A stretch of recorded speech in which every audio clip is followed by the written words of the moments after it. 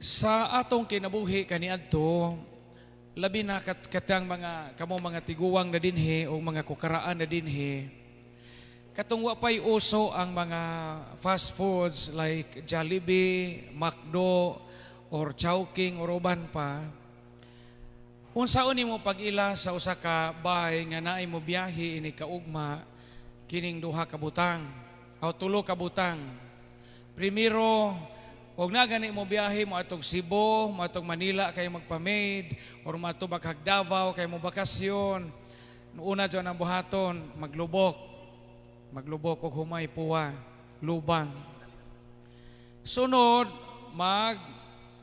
kuha og ugbos sa lubi kay gamong puso. Diba, magpuso gani sa una, kasagaran, mo biyahe dyan na. Ina ikatulo nga timailhan og mobiyahe ang usa ka tawo o mga sakop sa pamilya magtap-an og manok. No? Kaabot mamo ana, kaabot ana maglubok, magpuso o na magtap-an og manok. Mao man basic nga bawon og mobiyahe labi nagmutabok og lahod. Pag-abot sa mga Jollibee o mga McDo na natin mapalit, diyan muna na kay mo hapit naman ta sa drive-thru. Unya, og mobiyahe ta, daghan tag-andamon.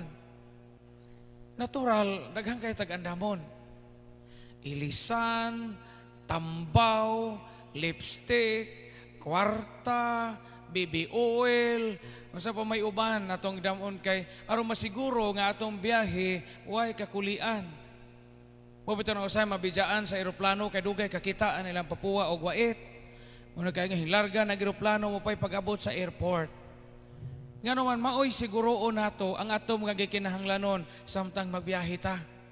Munang uban, ang uban magbiyahe, mas daghan pa ang ilang karga kaysa ilaha nga ilang karga nga dadon sa pagbiyahe kaysa ilang paliton. Atong 2014, nakakuyog og pilgrimage dito sa Israel, dito sa Holy Land niya. Kasagaran og mga pilgrimage nga grupo, libre man ang pari. Libre ng pari. Librehon kag plite, librehon ka sa tanang mga, librehon kag hotel, librehon ka sa tanang mga pagkaon niya na, kay ikaw may mumisa kada adlaw sa pilgrimage. Kaya mo libre nimo kato mga kauban sa 20 ka buok, libre man ang pari. Mao man ang kasagaran sa mga group pilgrimages. Nakakuyog og usa ka pilgrimage unya kanang mo gujog og pilgrimage kay mga datuon man magkasagara mga tiguwang na kay mo may maka-afford nang gisang kiig na tong uban ang libre ka kamo mga pare pero mutabang so kag buswat sa ilang mga bagahe. Kaya di ba di po ka makonsensya libre ko kag plite eroplano pero kapag guod so kag labi nag mga tiguwang na kapuliki kag arsa sa ilang mga malita. Dahil usa nga kuyog na mo tiguang na 75 years old pero askilon baji nga byuda unya mga dato pug mga anak pero sos poy rabujag poy gaba ag ijang gidda pag atog hulilan perten daghana nga murag hapit lang hagdan sa ila moy wadad limang kapag alsa na mo sa ijang bagahe pag abli dito kay gipang rearrange man to kay aron di lagi daghang dadunon aron ipagpansak. Pag abli na mo sa isang dakong bag, kadag takure. Kainitahanan og tubig, di mo po kamao ng heater anang hotel. Unya gadag plangganang gamay. Isango ni maabot mo pa di planggana aning Israel. Unya gada og kanang lay oven toaster banana ni initanag paan. Kanang gamay nga toaster. Unya tanang jawi sa ilang bay gida. Usa ka kasilupin nga pungos kana silupin bitawng nay puti nga maalsa tanang jawi sa ilang bay original nga jawi og duplicate hasta jawi sa ilang pinsa gida. Unsa gada pa jud og kanang bitawng nay mahimo ra kog magdakag sase nga mga Milo gatas gadapog usa ka garapong Milo dapoy Ovaltine nga usa ka garapon dapoy kamay usa ka garapon ug sangon ning basta kay kamay mo kapaguod inig sakay ni mog train kapuliki kag alsa anang mga butang aron kang mapahilo na. Pero mao lagi na libre man po ka. Mutabang suka kay mo man libre nimo. Anong gahisgot man ko ani, kay matinga ka kay sa Ebanghelyo karon, pagpagikan ni Hesus sa iyang mga tinunan, bali ang iyang mga gipahimangno. Kay di ba ang magpagikan tag-anak padong mo abroad, naghaman tag itugon-tugon. Pagdanak og ifikasen, pagdagpaw di arko, pagdagbrong kurab, sa pamanang uban sa una ipada, na masungot bitaw ta ingana ang putong nanay sa una padong mo lakaw, na unay mga anak nga mulakaw. Pero sa Ebanghelyo karon, pagpagikan ni Hesus sa iyang mga apostoles, bali lagi. Sa may giingon sa Ginoong Hesus sa Ebanghelyo karon sa iyang mga apostoles, padung sila mugikan. Sa inyong biyahe, adyaw mo pagdaog sungkod, baston.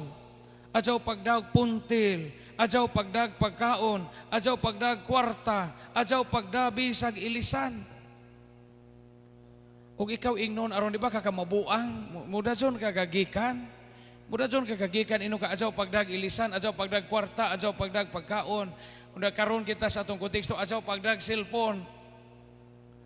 Pero ngano man nga mao man ni ang pahimangno sa Ginoo nga kining pagkaon, ilisan, kwarta, puntil, sungkod, mao man ang gikinahanglanon kaniadtos karaang panahon aron hapsay hamugaway way kakulian ug way kabilinggan ang imong pagbiyahe. Mo na nindot na itong pamalandungan. Una, gipahinumduman kita sa Ebanghelyo karon mga igsuon nga unta diha sa atong pagtuman sa atong mga gimbuhaton og misyon nga gipiyal sa Ginoo nato, di ta magsalig sa unsay naa nato.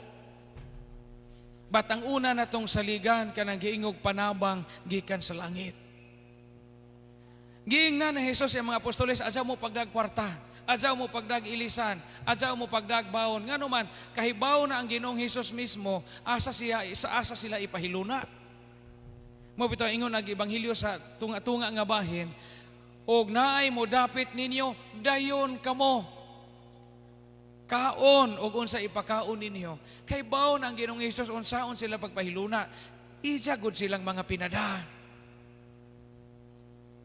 Usahay sa kinabuhi nato ang tao, matintal ang tao sa paghuna-huna nga kung naa ka ani mga butanga, successful ka sa imong kinabuhi. Usahay ang tao matintal nga og daghan kog kwarta, wa na koy problema. Og daghan kog insurance, na ako'y health care, na ako'y memorial plan, na ay college educational plan akong mga anak, siguro na nako akong kaugmaon nga landag ug hayag. Ingana mo usahay ning tao.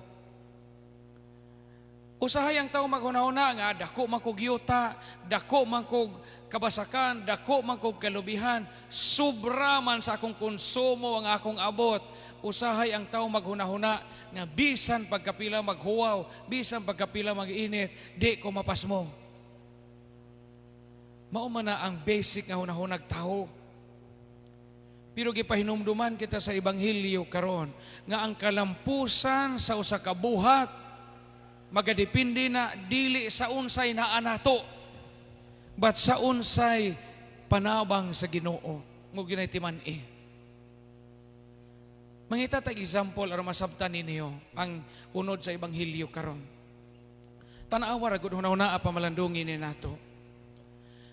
Daghang mga magtiazon, daghang mga nangaminjo nga mga edukado, mga doktor sa philosophy, masters in family counseling, doctor of psychology, abogado, abogada, pero di lagi magkasinabot. Usa ka buwan pa, di na mag-ipon. Unom ka buwan pa, ga-apply, nag-annulment. Tinga kasos, ka-bright ninjo, ka-bright ani magtiadjuna, mauni ilang naabot sa kinabuhi. Lain nga example, ako daghang ko kaila, biday mga klagan ni mga classmate no sa una, mga kaila, mga parinting nga, sa eskwela pa sa una, eskwela PMI, eskwela o Crystal E sa una, matay mga bugoy kaadyo, usara ka notebook, abalion, isuksok, anong pantalong maong, o sige kating klase, sige sibat, kay mag-inom, di musod sa klase, pero maayo lang yung diskarte sa kinabuhi. Na ako'y mga kailang nga ingon anak, na gani ko'y classmate, ingon anak, kapitan nagbarko. Sa daghan po mga buutan, sigig tuon, sigig paningkamot, masunog na laman ang tumoy sa buhok, manimahong antod, magabi kay sigig tuon, wa po kalarga, wa po katrabaho. Wa may diskarte. Bisag pare, daga mga pare nga bright, maayo mawali, maayo manulti, pero di angayan sa mga tao. Nga no mahinsobra ka istrikto, di maduol, o niya di mahangyo, o kung sa'y gusto mo iya.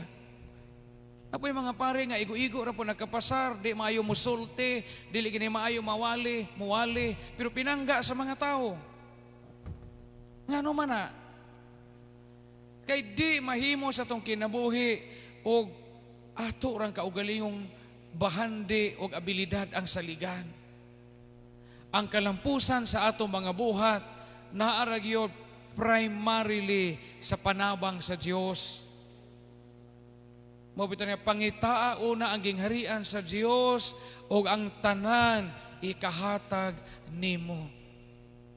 Seek ye first the kingdom of God and His righteousness. O ang tanan ikahatag nimo. Mao ni. Ingon na Ginoo, adyaw mo pagbawon, adyaw pagdag sapi, adyaw pagdag ilisan, kaysa hunahuna o kasing-kasing sa Ginoo, ako rin bahala ninyo. Yani sa tong kinabuhi.